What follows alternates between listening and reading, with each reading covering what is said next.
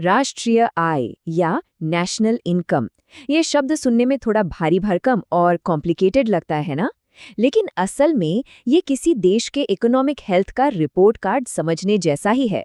तो चलिए आज इसे बहुत ही आसान टुकड़ों में तोड़कर समझते हैं। तो सबसे बुनियादी सवाल से शुरू करते हैं।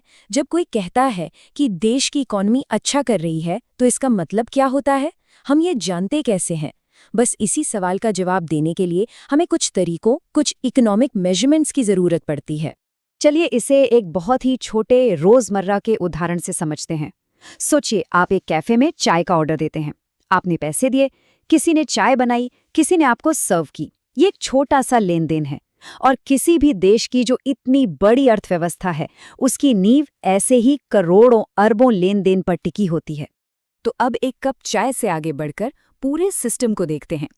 किसी भी अर्थव्यवस्था का जो इंजन है, वो है पैसा, जो लगातार एक हाथ से दूसरे हाथ में घूमता रहता है। चलिए समझते हैं कि ये फ्लो असल में काम कैसे करता है। इसे आसान बनाने के लिए मान लेते हैं कि इकोनॉमी में सिर्फ दो मेन ग्रुप हैं। एक तरफ है परिवार, यानी हम और आप, जो बाजार से सामान खरीदते हैं और कंपनियों में काम करते हैं। और दूसरी तरफ है फर्में, यानी वो कंपनियां जो सामान बनाती हैं और हमें नौकरियां देती हैं। अब देखिए ये जो डायग्राम है, ये पहली बार में शायद थोड़ा कॉम्प्लिकेटेड लगे, लेकिन इसका आइडिया बहुत ही सिंपल है। इसे आय का चक्रीय प्रवाह या सर्कुलर फ्लो ऑफ इनकम कहते हैं। बस ये देखिए कि पैसा कैसे परिवारों से फर्मों तक और फिर फर्मों से वापस परिवारों तक एक सर्कल में घूम रहा है। हम लोग सामान खरीदने के लिए खर्च करते हैं, जो फर्मों की इनकम बनती है, और फर्में उसी इनकम को सैलरी के तौर पर हमें वापस देती हैं। बस यही है वो बेसिक चक्र। तो जब भी अर्थशास्त्री किसी देश की राष्ट्रीय आय को मापते हैं, तो वो असल में इसी सर्कुलर फ्लो के साइज और इसकी स्पीड को मापने की कोशिश कर रहे होते हैं। मतलब ये सर्कल कितना बड़ा है और पैसा इसमें कितनी तेजी से घूम रहा है। ठीक है, तो अब जब हमें ये फ्लो का सिद्धांत समझ आ गया है, तो सवाल ये है कि इसे मापा कैसे जाए, इसे एक नंबर कैसे दिया जाए। और यहीं पर आते हैं अर्थव्यवस्था के वो बड़े बड़े आंकड़े जिनके बारे में हम अक्सर सुनते हैं। आपने जीडीपी या सकल घरेलू उत्पाद का नाम तो जरूर सुना होगा। ये कुछ नहीं, बस एक साल के अंदर किसी देश की भौगोलिक सीमाओं के भीतर बने सभी सामानों और सेवाओं की कुल मार्केट वैल्यू है। यहाँ जो सबसे जरूरी शब्द है वो है देश की सीमाओं के भीतर। तो जीडीपी को गिना कैसे जाता है? इसका एक तरीका है ये देखना कि देश में कुल खर्च कितना हुआ। इसे 4 हिस्सों में बांटा गया है। सी यानी हम आप, जो रोजमर्रा की चीजों पर खर्च करते हैं, जैसे खाना, कपड़े। आय यानी कंपनियां जो नई मशीनों या फैक्ट्री पर इन्वेस्ट करती हैं। जी यानी सरकार, जो सड़कों और स्कूलों पर खर्च करती है। और आखिर में है XM, जो दिखाता है कि हमने दुनिया को कितना सामान बेचा और उनसे कितना खरीदा, उसका अंतर। इन सबको जोड़कर देश की जीडीपी मिल जाती है। ये एक बहुत ही दिलचस्प सवाल है। जीडीपी तो सिर्फ देश के अंदर के प्रोडक्शन को मापता है, लेकिन सोचिए अगर कोई भारतीय नागरिक अमेरिका में काम कर रहा है या कोई भारतीय कंपनी विदेश में कारोबार कर रही है, तो उसकी कमाई का क्या? ये भारत जैसे देश के लिए बहुत मायने रखता है। और इसी सवाल का जवाब है सकल राष्ट्रीय उत्पाद या GNP। ये एक देश के नागरिकों द्वारा कमाई गई कुल आय को मापता है, चाहे उन्होंने वो पैसा देश में कमाया हो या विदेश में। यहाँ फोकस भौगोलिक सीमा पर नहीं, बल्कि नागरिकता पर होता है। तो चलिए इन दोनों की तुलना करके इसे और साफ करते हैं। जीडीपी का फोकस है लोकेशन पर, यानी उत्पादन कहाँ हो रहा है, जबकि जीएनपी का फोकस है ओनरशिप पर, यानी उत्पादन कौन कर रहा है। ये एक बहुत जरूरी अंतर है। सोचिए, अगर देश में विदेशी कंपनियां बहुत ज्यादा उत्पादन कर रही हैं, तो उसका जीडीपी तो ज्यादा होगा, लेकिन जीएनपी कम हो सकता है, क्योंकि मुनाफा तो देश के बाहर जा रहा है। अभी तक हमने जिन सकल यानी ग्रॉस आंकड़ों की बात की, वे केवल एक शुरुआती बिंदु है। एक ज्यादा सटीक और असली तस्वीर के लिए हमें इनमें कुछ बहुत जरूरी एडजस्टमेंट्स करने की जरूरत है।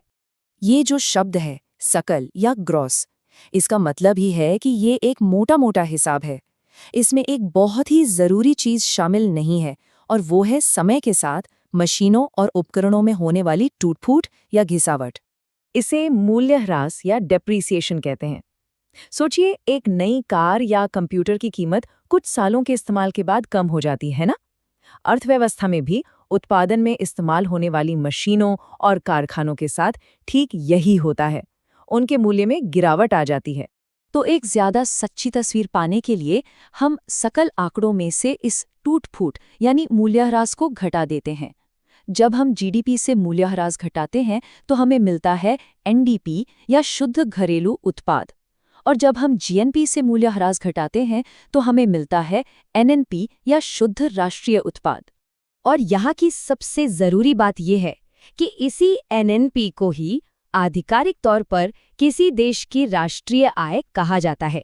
ये आय का सबसे शुद्ध रूप है क्योंकि इसमें उत्पादन के दौरान हुई पूंजी की घिसावट का हिसाब कर लिया गया है। अब एक और बड़ी चुनौती है। मान लीजिए कि देश में उत्पादन तो उतना ही हुआ, लेकिन हर चीज महंगी हो गई, यानी महंगाई बढ़ गई।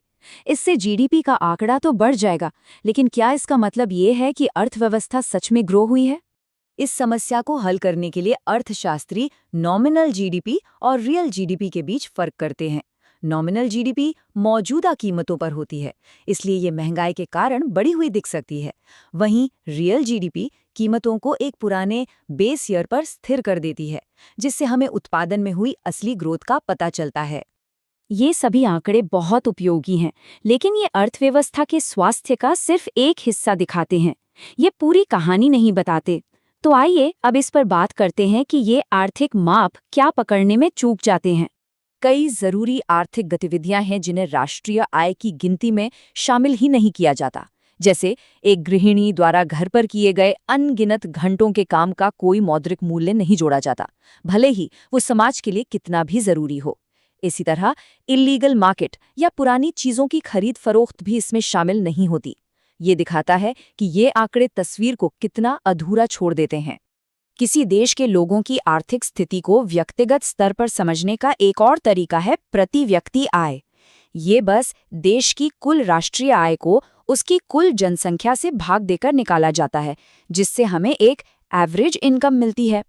लेकिन यहाँ एक बहुत बड़ी सीमा है। प्रति व्यक्ति आय सिर्फ एक एवरेज है। ये हमें ये नहीं बताता कि देश में पैसा कैसे बटा हुआ है। हो सकता है कि कुछ बहुत अमीर लोगों के कारण एवरेज ऊंचा दिखे, जबकि देश की ज्यादातर आबादी की आय बहुत कम हो। ये आय की असमानता को पूरी तरह छिपा देता है।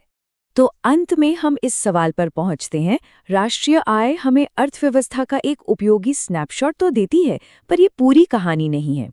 किसी देश की सच्ची समृद्धि को मापने के लिए हमें इन आंकड़ों से आगे बढ़कर शिक्षा, स्वास्थ्य और लोगों की खुशी जैसे पहलुओं पर भी ध्यान देना होगा। शायद असली प्रगति इन सभी को एक साथ मापने में ही है। ये एक जरूरी विचार है।